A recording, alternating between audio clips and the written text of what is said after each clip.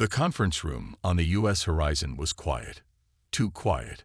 Captain Jake Martinez watched the stars through the large window. Behind him, Ambassador Linda Roberts put down her datapad with shaking hands. "We're really leaving," Jake said. It wasn't a question. Linda nodded. Her face was tired but determined. "The Galactic Council gave us no choice. They want us to destroy half our defense ships. They want control of our jump gates. They want to put their inspectors on every human colony." Jake turned from the window. He had been a captain for 15 years, but he had never seen anything like this. What about Earth's protection? "That's the worst part," Linda said. She stood up and walked to the window. Outside, the Council's massive space station grew smaller as their ship moved away. "They want us to shut down the orbital defense grid. They say it's too powerful." The door opened. Lieutenant Sam Cooper entered with fresh coffee. His young face showed worry. "Ambassador, the Council is sending messages. They want to know why our ships are leaving." Linda took the coffee. "Let them wonder." Jake looked at his tactical display. 20 human ships were turning away from the neutral zone. It was their entire diplomatic fleet. For the first time in 300 years, someone was walking away from Galactic Council peace talks. "Captain," called Commander Beth Turner from her station, "I'm picking up Council scanner sweeps. They're trying to track all our ships." Jake smiled without humor. "Let them scan. They won't find the ships we don't want them to see." In the corner, military advisor Greg Murphy checked his secure pad. The older man had gray hair and eyes that had seen too much. "Earth Command confirms our withdrawal. All hidden bases are on alert." Linda finished her coffee in one long drink. 40 years, she said quietly. For 40 years, we played their game. We pretended to be weaker than we are. We let them think Earth was just another young civilization that needed their protection. And now, Jake asked, now they've shown their true colors. They don't want partners. They want servants.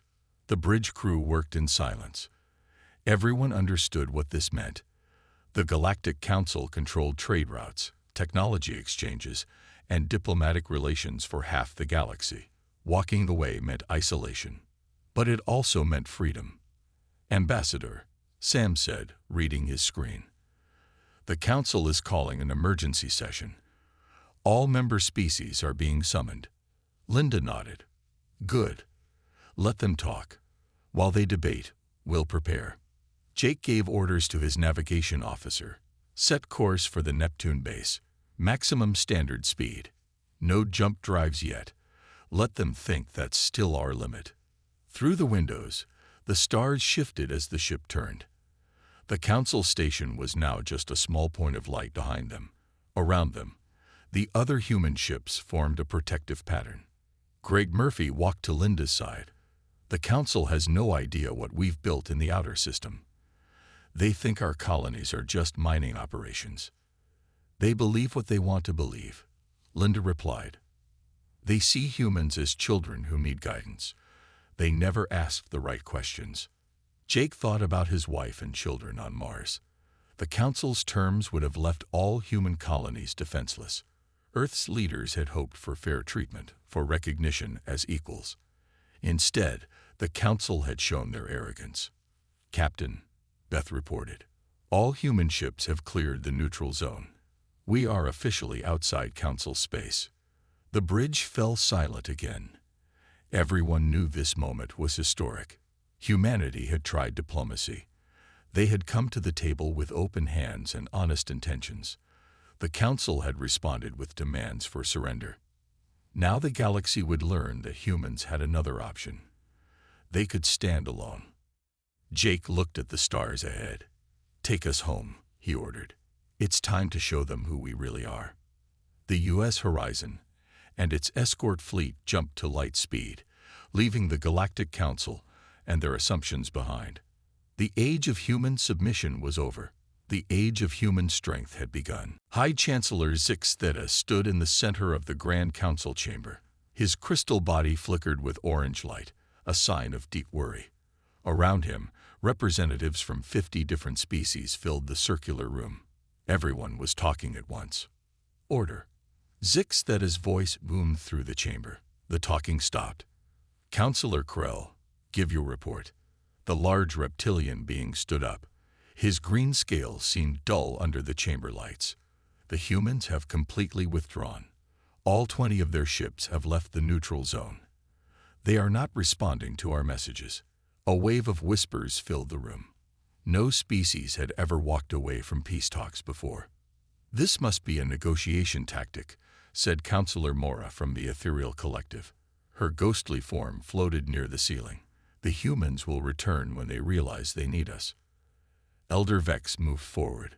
The ancient being's translucent body pulsed with soft blue light. I am not so certain. Look at their faces in the final meeting recordings. The center of the chamber lit up with a hologram. It showed Ambassador Linda Roberts during the last session. Her expression was calm but firm. Her eyes showed no fear, no doubt. She knew exactly what she was doing. Elder Vex continued. This was not an emotional decision. It was planned. Chancellor Zixtheta studied the image. Something bothered him about the human ambassador's confidence. Bring up our intelligence reports on human military strength. A young aide hurried forward with data tablets. The information appeared on the main screen.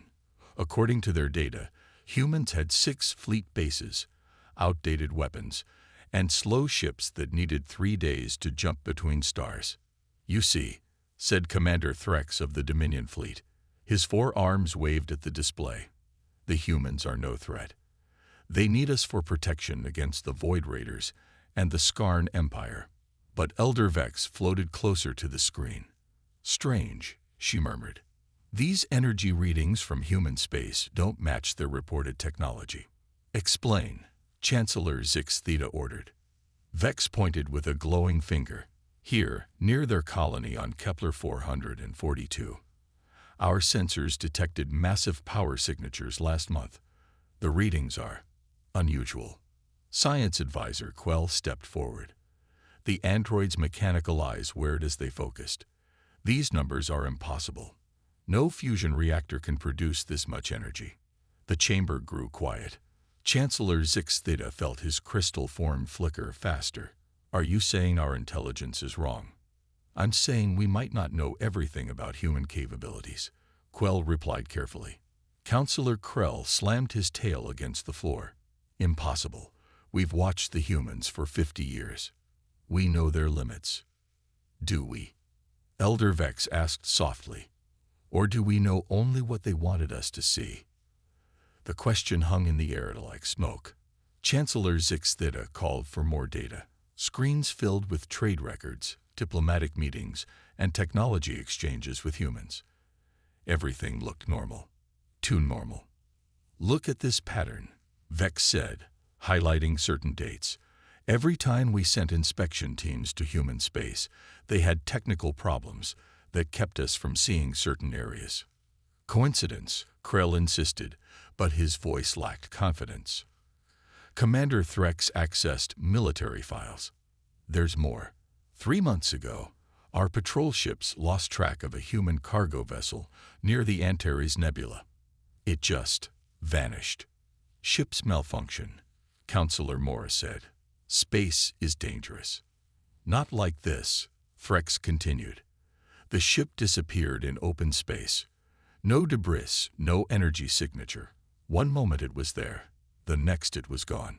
Chancellor Zixtheta felt something cold in his crystal core. Fear.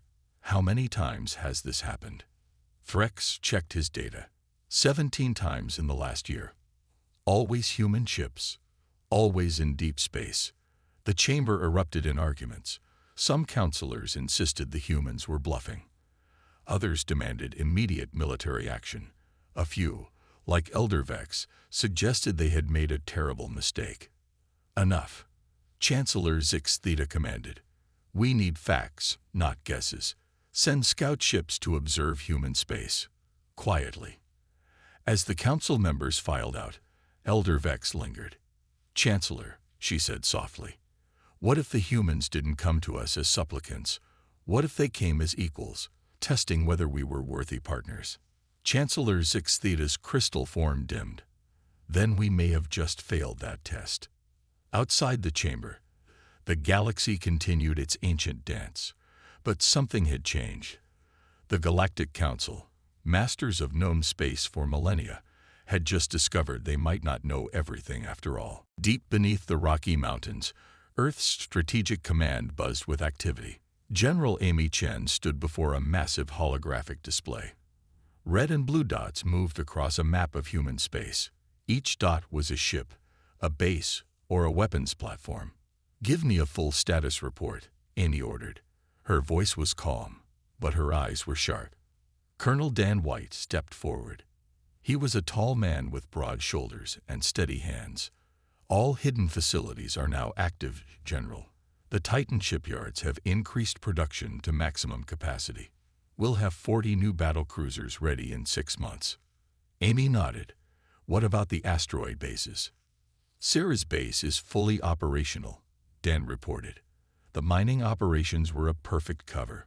We now have 12 heavy cruisers hidden in the belt, plus 300 fighter craft." Dr. Lisa Park entered the command center. She carried a secure data pad and wore the blue uniform of the Science Division. "General, you need to see this." Amy took the pad and studied the schematics. Her eyes widened slightly. "The quantum torpedoes are ready." Lisa smiled. "Not just ready. We've solved the antimatter containment problem. Each torpedo now carries 50 times the destructive power we initially planned." "How many can we produce?" Amy asked. 2,000 per month, starting immediately." Around them, officers worked at their stations. Screens showed factories on Mars producing armor plating. The moon bases assembled engine components. Hidden facilities on Europa built weapons systems. "Sir," called a young lieutenant from the communications desk. "Admiral Johnson is requesting a secure link from Neptune Station." Amy moved to the main screen. Admiral Rick Johnson's weathered face appeared. Behind him, through an observation window, massive ship frames took shape in zero gravity. "Amy, you need to see our progress," Rick said. "The dreadnoughts are ahead of schedule." The image shifted to show the shipyard. 4 enormous vessels floated in construction bays. Each was 3 kilometers long, bristling with weapon ports and armor plates, thicker than most ships were wide. "Impressive," Amy said. "When will they be combat ready?" 3 months for the first 2. 6 months for all 4, Rick replied. "The Galactic Council has no idea these exist. Their biggest ships are half this size." Amy turned to her staff. "What about pilot training?" Colonel Julie Barnes, head of Fighter Command, looked up from her console. "We have 5,000 pilots in advanced training. The new neural interface systems are working perfectly. Our pilots can control their ships by thought alone." "Power systems?" Amy asked. "The fusion reactors are yesterday's technology," Dr. Park answered. "Every new ship has a 0-point energy core. Unlimited power, no fuel required." Amy walked to the main display. She touched the screen, zooming out to show all of human space.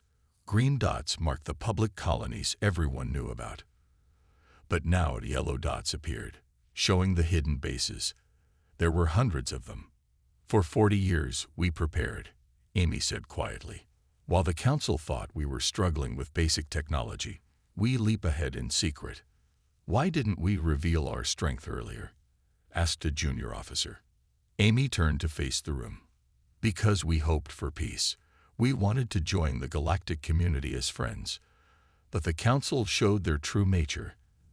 They see younger species as subjects to control, not equals to respect." She pointed to the display. "Activate Phase 2. All reserve personnel report to their stations.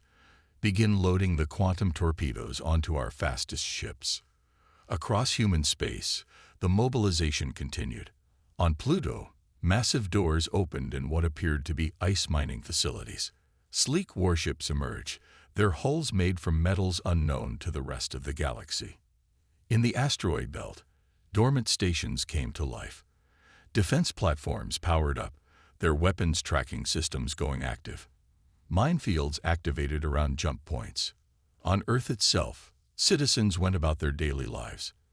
Most had no idea about the hidden military buildup, but in secret bunkers and shielded facilities, humanity prepared for whatever came next. General, Dan White said, studying fresh reports, Council scout ships are approaching our borders. Amy smiled coldly. Let them look. They'll see only what we want them to see. The real fleet stays hidden until we need it. The silent mobilization continued. Humanity had offered peace and been rejected. Now they prepared for war, hoping they would never need to use their secret strength. But if the galaxy forced their hand, they would be ready. Commander Threx stood in the war room of the Galactic Council. His 4 arms moved over different control panels at once. Around him, military advisors from 20 species watched the main display with growing concern. These readings make no sense, Threx muttered. His reptilian eyes narrowed as he studied the data from their scout ships. What have you found? Asked High Chancellor Zix Theta. The crystal being's form pulsed with nervous energy. Threx brought up a star map. We sent 50 scout ships to observe human space. They found irregularities. The display showed human territory. Green dots marked the colonies everyone knew about. But now red circles appeared around certain areas. These zones, Threx pointed with his upper right arm. Our scouts can't enter them. There's some kind of interference. Natural phenomena, suggested Counselor Krell. No, Threx replied. The interference is artificial, highly advanced. Our best sensors can't penetrate it. Science Advisor Quell stepped forward. The android's eyes glowed as he analyzed the data. This technology shouldn't exist. It bends space itself to hide whatever's inside. Elder Vex floated near the display. How many of these hidden zones are there? 18 that we found, Threx answered. Maybe more. They're scattered throughout human space. The room fell silent. Chancellor Zix Theta's crystal form darkened. Could these be military bases? Unknown, Threx admitted. But the energy requirements to hide areas this large, it's beyond anything in our databases. Intelligence Director Mora materialized in the center of the room. Her ghostly form flickered with urgency. I have worse news. We've been analyzing human trade patterns for the last decade. New data appeared on the screens. Charts showed human purchases of raw materials, technology components, and rare elements. Look at these numbers, Mora continued.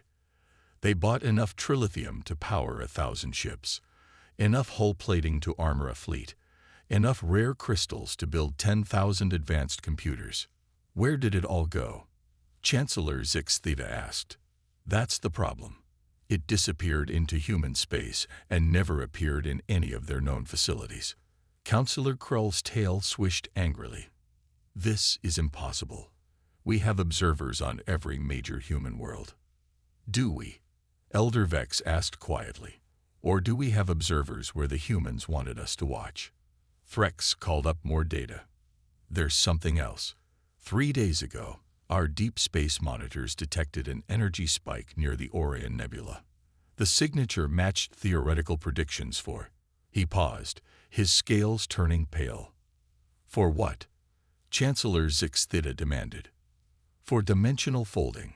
The humans might have developed jump drives that don't use hyperspace. They could be moving ships instantly across any distance. The implications hit the room like a shockwave. If true, human fleets could appear anywhere without warning. No defense would be adequate. Show them the Mars data, Quell said quietly.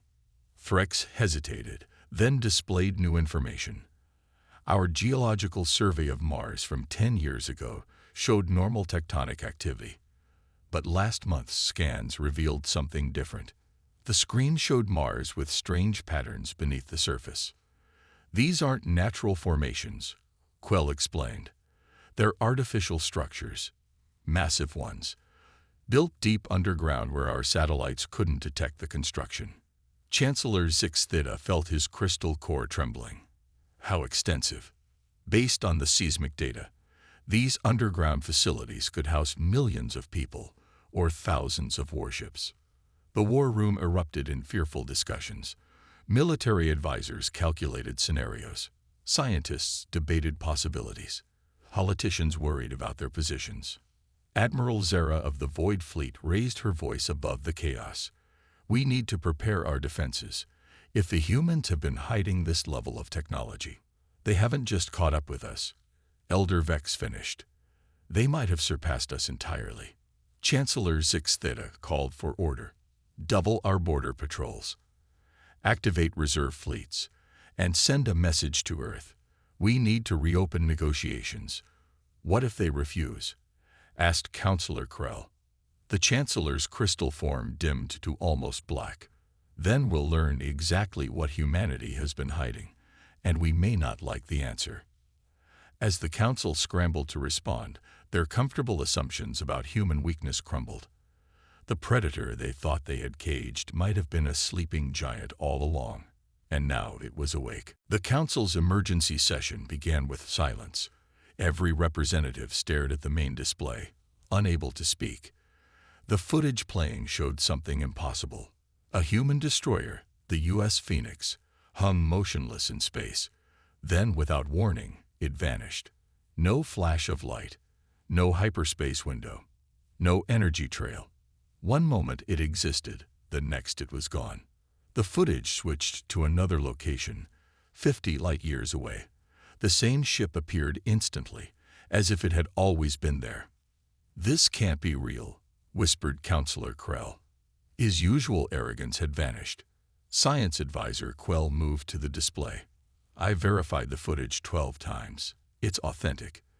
The humans have achieved quantum displacement, instantaneous travel across any distance."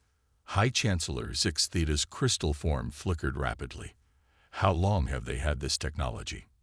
"Based on our analysis," Quell continued, "at least 15 years. While we were teaching them basic hyperspace theory, they had already moved beyond it." Elder Vex floated forward. "Play the diplomatic recordings again. The ones from the failed negotiations." The screen changed to show Ambassador Linda Roberts during the peace talks. But this time, the Council members watched differently. They saw details they had missed before. "Look at her eyes when we made our demands," Vex said softly. No fear, no surprise. She knew exactly what would happen. The recording showed Linda's slight smile when the Council demanded control of human defenses, her calm nod when they insisted on inspection rights, her relaxed posture when they threatened isolation. She was testing us. Chancellor Zix Theta realized. The humans came to learn if we would treat them as equals. Commander Threx accessed another file. "It's worse than that. Look at these trade records from the past 40 years. The screen filled with data. Humans had traded basic resources for advanced alien technology, but hidden in the numbers was a pattern. They bought our old technology, Threx explained. Outdated systems we considered worthless. Then they disappeared into human labs." "So?" asked Councillor Krell. Quell answered, his android voice heavy with respect. "They reverse-engineered everything. Improved it. Combined technologies from different species in ways we never imagined.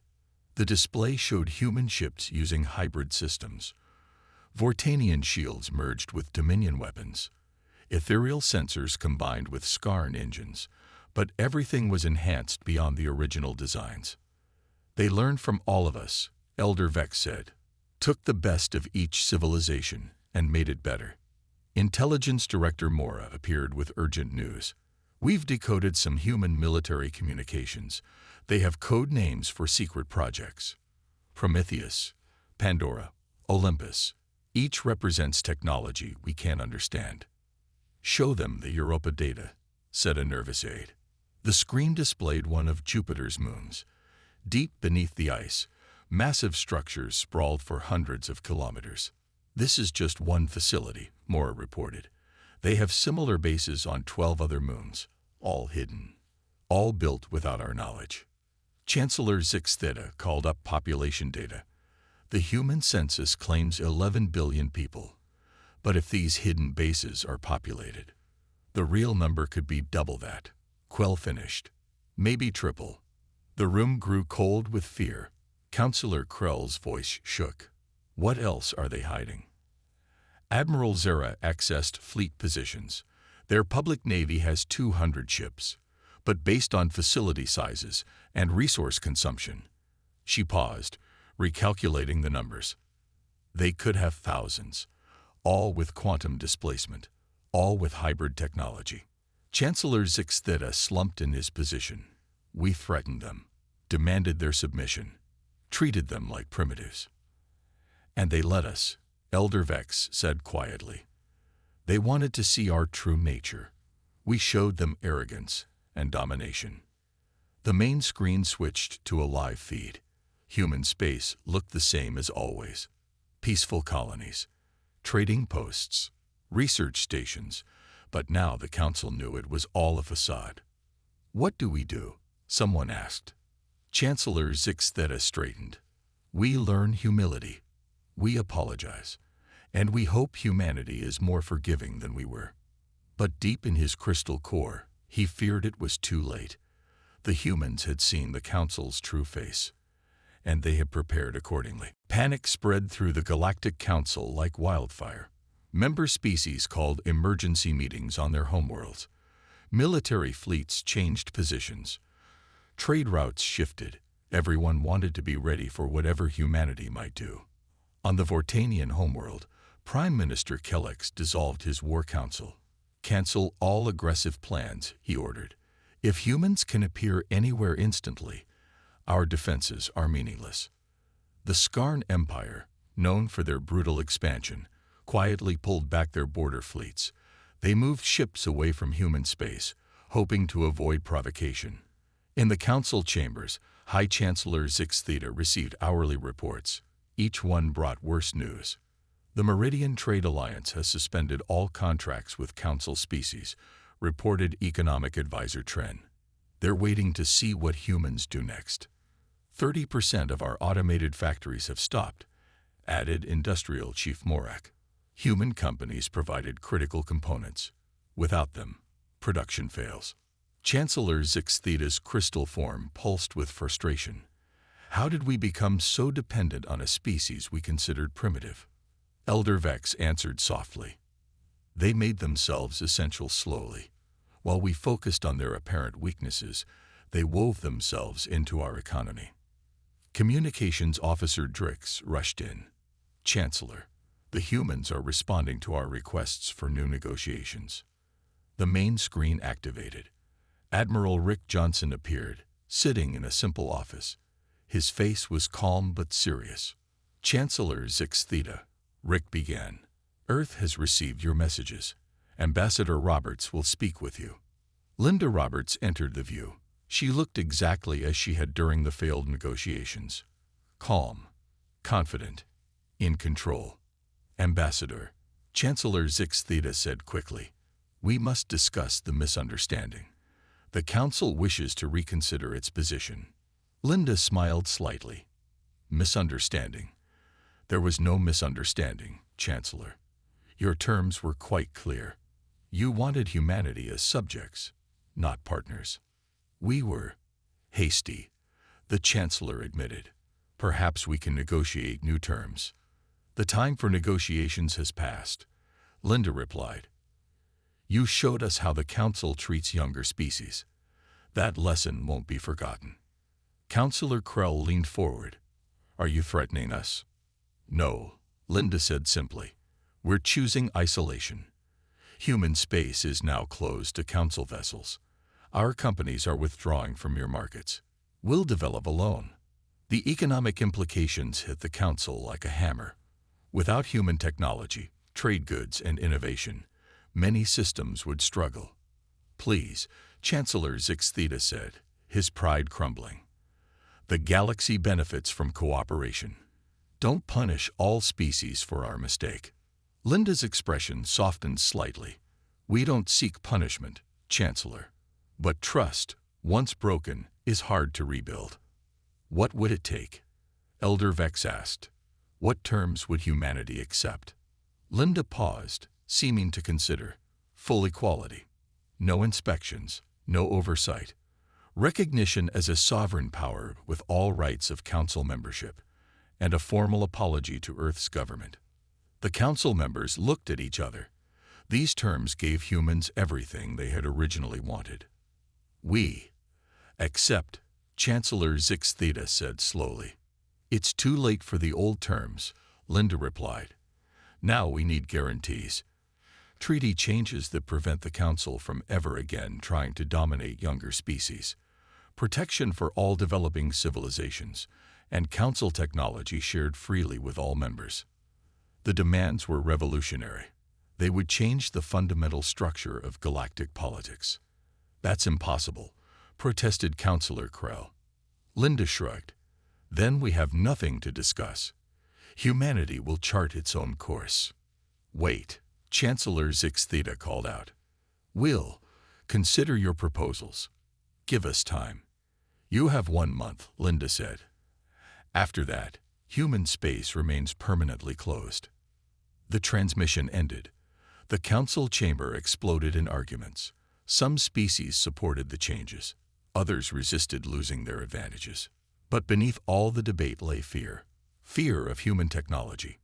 Fear of economic collapse. Fear of a future where humanity stood apart, growing stronger while the council grew weaker. We created this situation, Elder Vex observed. Our arrogance pushed away a species that could have been our greatest ally. Chancellor Zix Theta nodded slowly. The price of their pride would be higher than anyone imagined. The galaxy would never be the same. 2 weeks passed like a storm. Across the galaxy, the effects of humanity's withdrawal became painfully clear. Markets crashed. Supply chains broke. Technologies failed without human-made components. On the industrial world of Nexus Prime, factories stood silent. Director Vask of the manufacturing consortium stared at empty assembly lines.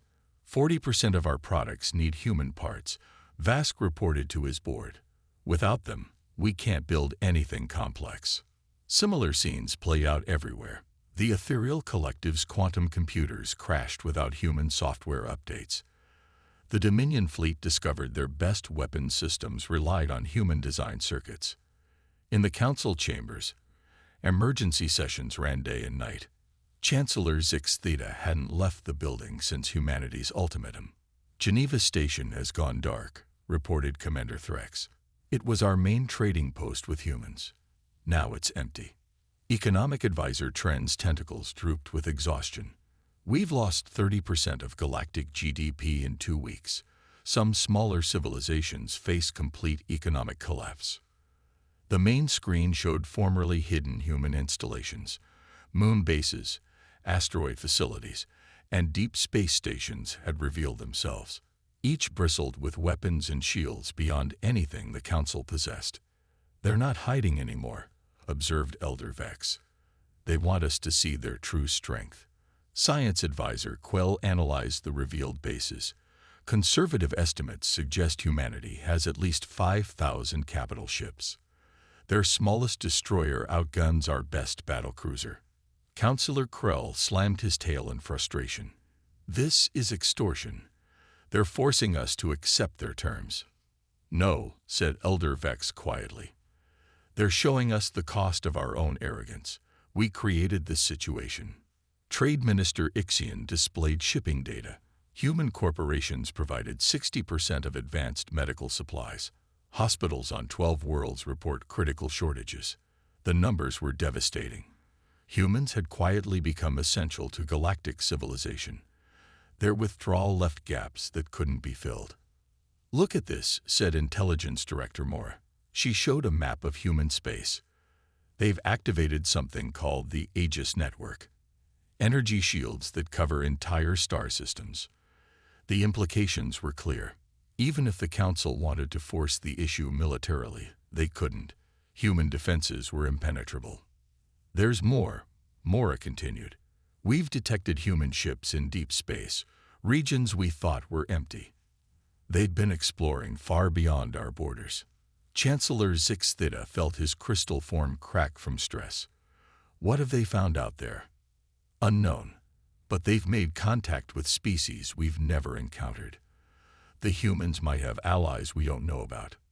Days before the deadline, smaller council members began breaking ranks. The Altarian Republic announced they would accept humanity's terms. The Centauri Federation followed. The old order is ending, their ambassador declared. We must adapt or face extinction. Protests erupted on core worlds. Citizens demanded their leaders accept human conditions. They wanted their jobs back, their technologies restored, their economies stabilized. In human space, life continued normally. Earth's cities functioned perfectly. Mars colonies thrived. Hidden bases operated at peak efficiency. The contrast with Council chaos was stark. Ambassador Linda Roberts appeared in a recorded message. "We don't seek revenge," she said. "But the galaxy must change. No more powerful species dominating weaker ones. No more forced submissions. True equality or nothing." The countdown to the deadline continued. 3 days, 2 days, 1 day. Chancellor Zix Theta watched member species abandon the old system. Even military powers like the Dominion fleet agreed to humanity's terms. They had no choice. "We built our power on controlling others," Elder Vex observed. "Humanity showed us a different way. Cooperation instead of domination. Partnership instead of subjugation." On the final day, Chancellor Zix Theta faced reality. The Galactic Council, as they knew it, was dead. Humanity hadn't destroyed it with weapons. They had simply withdrawn and let the Council's own system collapse. "Send the message," he ordered finally. "We accept all human terms, unconditionally." The age of Council dominance was over. The age of true galactic equality was about to begin. And humanity, the species they had tried to subjugate, would help lead the way forward. High Chancellor Zix Theta stood alone in his private chamber. His crystal form, once brilliant and proud, now glowed with a humble, steady light. Before him floated a personal communication device. He had a message to send. The recording began. For the first time in his long life, the Chancellor spoke without the formal protocols, without the grand titles. "Ambassador Roberts," he began, his voice quiet but sincere.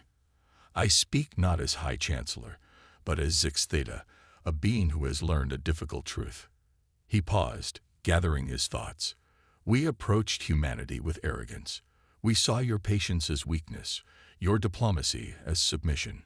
We were blind to what you really offered, partnership between equals." The message continued, each word carefully chosen. "You came to us with open hands, seeking friendship. We responded with demands for servitude. This was our failure, our shame." When he finished recording, Zix Theta sent the message directly to Earth. No council approval, no committee review, just one being reaching out to another. On Earth, President John Baker convened his advisors in the Situation Room. Ambassador Linda Roberts joined by secure link from the Neptune station. "They've accepted all our terms," John announced. "The question is, do we trust them?" General Amy Chen spoke first. "Our military advantage is absolute. We can enforce any agreement." "That's not the point," Linda replied. "If we return to the Council holding a gun to their heads, we become what they were. Dominators, not partners." Dr. Lisa Park nodded. The Chancellor's personal message suggests real change. He admitted their mistakes without excuses. John studied the reports. Across the galaxy, Council species were implementing humanity's required changes. Inspection teams were disbanded. Technology sharing programs began. Younger civilizations received protection guarantees. "They're learning," observed Admiral Rick Johnson. "Some faster than others, but they're trying." Linda smiled. "Then perhaps it's time for magnanimity. We've made our point. Now we can help build something better." 2 days later, the U.S. horizon approached the Council station again. This time, humanity's true fleet followed. Thousands of ships emerged from quantum jumps, not as a threat, but as a demonstration of commitment.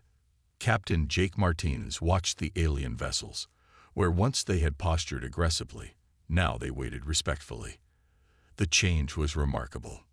In the Grand Council chamber, representatives gathered again. But the atmosphere was different. Gone was the arrogance, the assumption of superiority. In its place was something new: humility. Chancellor Zix Theta rose as Linda Roberts entered. Ambassador, on behalf of all Council species, I offer our sincere apology. We failed to see humanity's true nature. We failed to respect your sovereignty. We failed as potential partners. Linda stepped forward. Chancellor, Earth accepts your apology. But words are just the beginning. The real work starts now. She activated a holographic display. It showed plans for a restructured galactic government, equal representation for all species, shared technology banks, joint exploration missions, protection for developing civilizations. This is humanity's vision, Linda explained. Not a council that rules, but a commonwealth that cooperates. Elder Vex floated forward. We have much to learn from you. Will you teach us? Linda smiled warmly. We'll learn together. That's what partners do. Over the following days, the transformation began. Human engineers worked with alien scientists. Earth's diplomats helped rewrite ancient treaties. The military shared defensive technologies while keeping their quantum displacement systems private. Some advantages would remain humanity's alone. Captain Martinez stood with his alien counterpart, Commander Threx. Once potential enemies, now they discussed joint patrol routes. Your species surprised us, Threx admitted. We thought strength meant domination. Jake shook his head. Strength means having power but choosing not to abuse it. It means lifting others up, not pushing them down. As the new Commonwealth took shape, humanity's true nature became clear. They were builders, not conquerors. Teachers, not overlords. They had won not through force, but through patience, preparation, and principled stand. The stars beckoned with infinite possibilities, and for the first time in galactic history, all species would explore them as equals. The age of human partnership had begun.